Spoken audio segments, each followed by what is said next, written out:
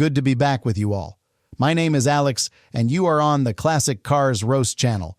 The market for these has gone completely insane, so today we're going to find out if there's any substance behind the hype. 1987 Oldsmobile Firenza.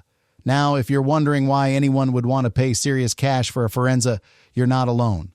This car is like the sad puppy of the classic car world, just sitting there, hoping someone will notice it.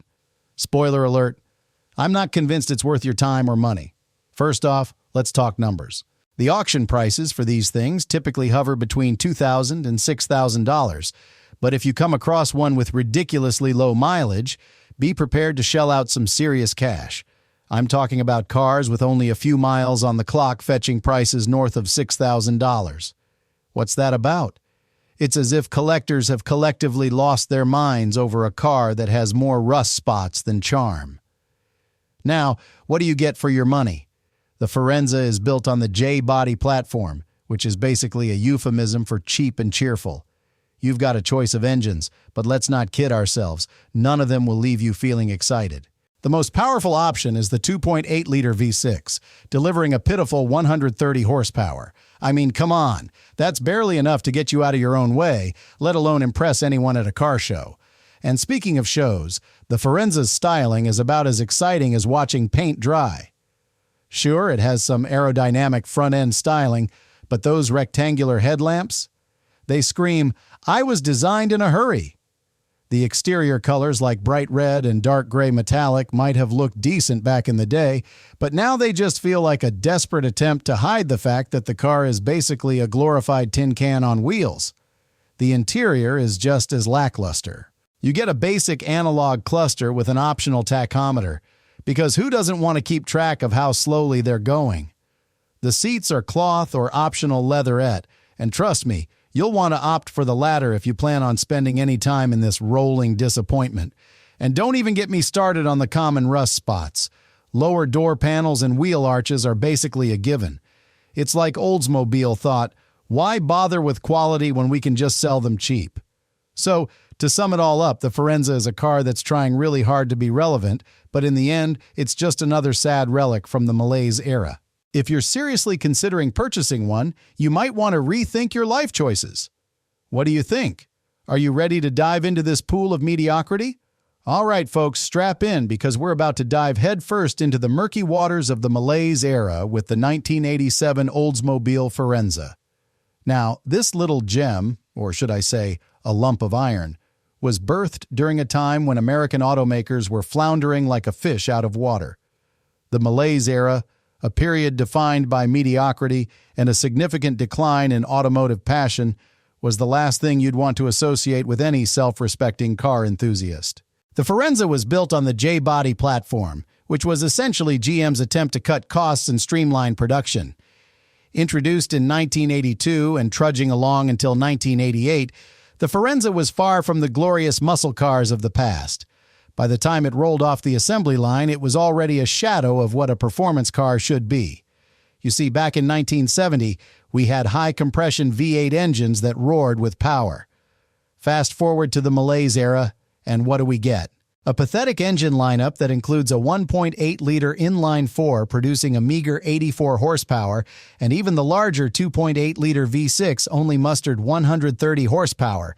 Seriously, 130 horsepower? That's like bringing a butter knife to a gunfight. What's even worse is the choice of engines that GM decided to slap into this vehicle. The Firenza could come equipped with a Chevrolet engine. Yes, a Chevrolet engine in an Oldsmobile. What kind of slap in the face is that? You'd think they'd put their best foot forward, but nope. They compromised and made a mess. And don't even get me started on the transmission options. Sure, you could go for the 3-speed automatic, but why not aim higher? The Turbo Hydromatic 400 is the gold standard of automatic transmissions, but instead, we get the lackluster TH125. Talk about a downgrade. The exterior styling, while trying to be aerodynamic, ended up looking more like a sad attempt at modernity with rectangular headlamps. And the interior? A basic analog cluster with the optional tachometer? Give me a break. It screams, "I give up." Not to mention the common rust spots that plague this car, lower door panels, trunk lip, wheel arches, you name it, it's rusting away. Surprisingly, despite all these shortcomings, there's a niche collector interest in these cars today. It's baffling, I know. The rarity of surviving models has created a bizarre market where cars that were once used and thrown away now command auction prices ranging from $2,000 to $6,000. It's a brutal charm that makes you question the sanity of collectors. Would you really want to own a car that embodies the very essence of mediocrity? So there you have it, the Oldsmobile Firenza, an emblem of the malaise era, serving up nothing but disappointment. But hey, if you're a collector looking for a piece of history, maybe you'll find some value in this sad story. What do you think? Is there any charm left in this heap of iron? All right, folks, buckle up because we are about to dissect the exterior of this disaster on wheels, the 1987 Oldsmobile Firenza.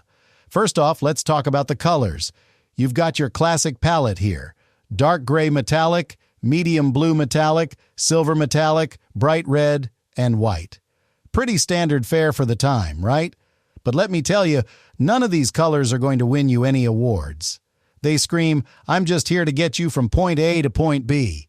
If you're looking for a car that will turn heads, you might as well keep walking because this one is more like a wallflower at the prom. Now, shifting our focus to the body lines, if you can even call them that. The Firenza has a design that's as aerodynamic as a brick. There's nothing sleek or sexy about it. The rectangular headlamps are almost an insult to the eyes, like they just couldn't be bothered to innovate. The front-end styling? Let's just say it could use a serious pep talk. Instead of cutting through the air like a knife, it's more like a flat piece of toast. And then we have the bumpers. Black with integrated rub strips? Really? It's like Oldsmobile took the most forgettable parts from a parts bin and slapped them on this car. Don't even get me started on the build quality. You've got comically thick door seals that are clearly trying to hide the fact that the panel gaps are laughable. It's as if the engineers knew they were sending this car out into the world with a good luck sticker slapped on it. Now, here's something interesting. If you look closely, you'll notice that this car was built on the J-body platform, which means it shares a cousinly relationship with a number of other unfortunate vehicles from the same era. The Firenza is part of the malaise era, and it shows. You can practically hear the collective sigh of disappointment from enthusiasts who remember the last great year for high-compression V8s was 1970. So, what do you think? Is the Firenza's exterior a testament to the creativity of the 80s, or just a sad reminder of what happens when manufacturers stop caring? For me, the exterior alone is enough to make me question why I'd even consider this car as a viable option. If I'm spending my hard-earned cash, I want something that has a little more pizzazz than a glorified toaster. Would I buy this car? Not a chance. All right, folks. Time to peel back the layers and take a long, hard look at the interior of the 1987 Oldsmobile Firenza. Now, if you're expecting luxury and flair, you might want to sit down because this cabin is about as exciting as a trip to the DMV. Seriously, the dashboard layout is a basic analog cluster. We're talking about a setup that screams budget cuts louder than a 300-horsepower muscle car rumbling down the street. You want options? Sure. You can spring for an optional tachometer if you really need to know how slowly your engine is revving up. Now let's talk about the smell. You know that unique aroma of aged fabric mixed with the scent of old car? Yeah, that's what you get in here. It's like a time capsule of mediocrity. The seats are cloth because who doesn't love the feeling of vinyl sticking to their legs on a hot day? If you're lucky, you might find an option for leatherette, but don't get too excited. It's still basically plastic. And let's not forget the front bucket seats that are about as supportive as a wet napkin. Comfort? Well, if you enjoy sinking into a seat that feels like a worn-out sponge, you're in for a treat. Now let's shift our focus to the steering wheel. You've got a standard two-spoke wheel that feels more like a relic from a bygone era than a functional part of a car. If you're feeling fancy, you can opt for the sports steering wheel, but let's face it, it's still going to feel like you're steering a ship rather than a car. Storage options? Ah yes, the basic central console. It's practically begging to be ignored. If you go for the GT version, you might find an optional floor console, but honestly, who cares? It's still just a place to toss your loose change and old receipts. And what about the audio? You can get a Delco AM/FM stereo with cassette, which, let's be real, is about as modern as a rotary phone. so you can listen to your mixtapes while you ponder why you didn't just buy a Honda Civic instead. To sum it all up, the interior of the Oldsmobile Firenza is a classic example of the malaise era at its finest. It's cramped, uninspired, and lacks any semblance of modern comfort or style. Would I buy this car for the interior alone? Absolutely not. The only thing that would compel me to sit inside this thing is an unfortunate twist of fate or a dare from a friend. How about you?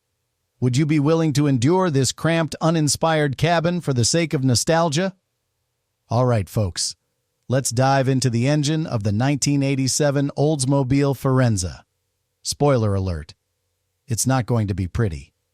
We're dealing with a malaise-era marvel here, and I'm not talking about a good kind of marvel. You've got 3 engine options, but trust me, none of them are going to make your heart race.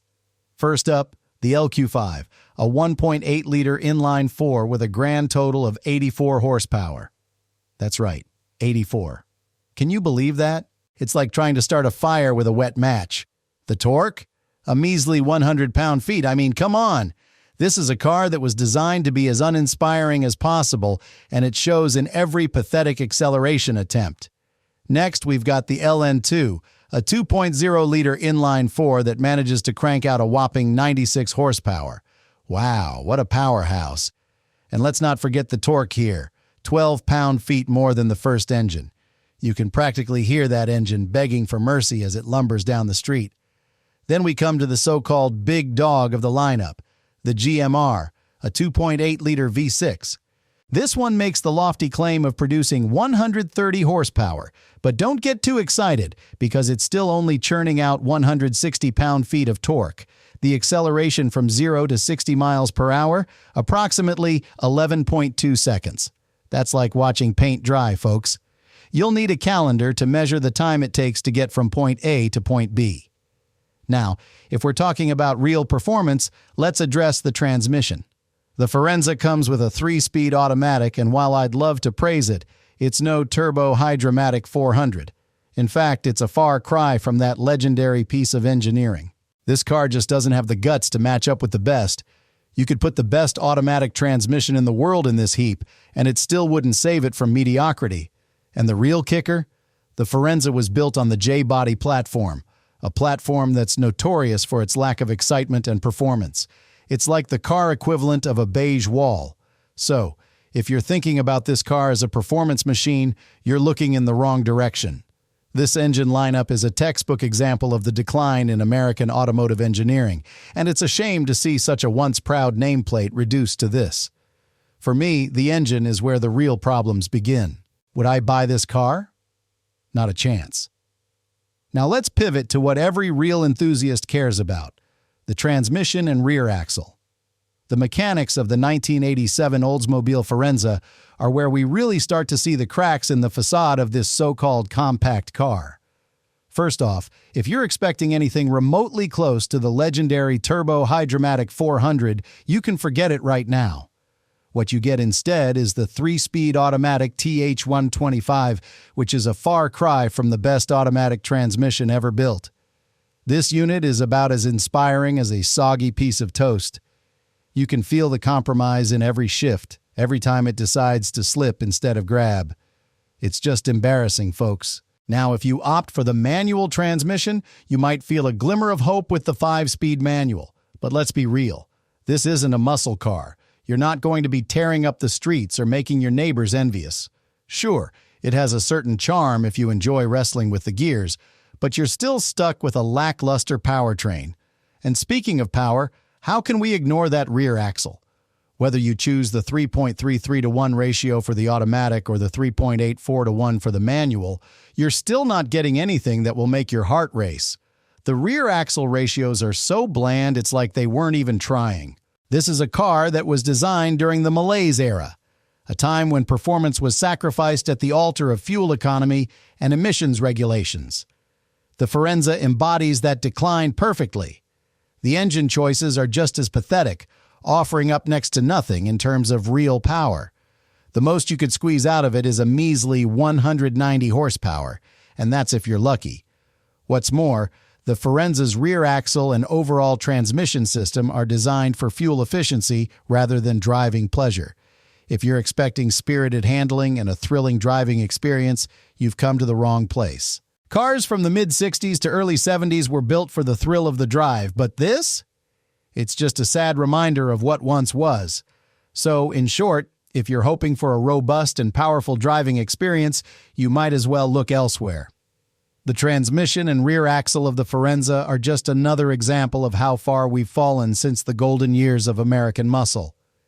Would you really want to spend your hard-earned money on a car that offers so little in return? I think not. All right, gearheads, buckle up because we're about to dive into the suspension, brakes, and handling of the 1987 Oldsmobile Firenza.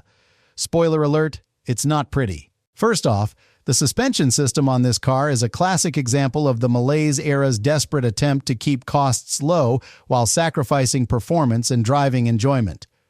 With a front McPherson strut setup and a rear beam axle, it's about as exciting as watching paint dry. This combination doesn't just scream mediocrity, it practically shouts it from the rooftops. You'd think Oldsmobile could have taken a page from their own glorious past, but instead, they delivered a ride that feels more like being in a boat on a calm lake than driving a car. So, what do you think? Comfort? Sure, if you enjoy the sensation of floating over the asphalt rather than actually feeling it. Now let's talk about the brakes. The Firenza features front disc brakes paired with rear drum brakes. Yes, you heard that right, drum brakes in the rear in the late 1980s. That's just pathetic. With a car that weighs in at around 2,800 pounds, you're going to want some serious stopping power, and drum brakes just don't cut it. When you slam on the brakes, you might as well be hoping for divine intervention because the stopping distance is longer than my last relationship. I'm serious. There's a real lack of confidence when you're trying to bring this beast to a halt. And handling? Well, if you're expecting crisp cornering and a sporty feel, you're in for a rude awakening. The Firenza handles like a shopping cart with a bad wheel. The steering feedback is vague at best, leaving you with this unsettling feeling that you're not really in control. Cars from the mid-60s to the early 70s handled much, much better. Back then, you could actually feel the road under your tires, but with this Oldsmobile, you're just along for the ride, and it's not a ride you'll want to take twice. So let me be clear. If you're looking for a driving experience that'll put a smile on your face, you might want to steer clear of this one. The suspension is outdated, the brakes are a joke, and the handling is downright dreadful. In my book, that's a hard pass. If I wanted to float around like a leaf in the wind, I'd take a hot air balloon ride. But hey, if you're still interested in this car despite its glaring flaws, I hope you enjoy the ride. You'll need all the luck you can get. When discussing the reliability of the 1987 Oldsmobile Firenza, we have to confront some uncomfortable truths. This car is not what you'd call a bastion of dependability. You see, common rust spots plague this model like a bad hangover after a night of poor decisions.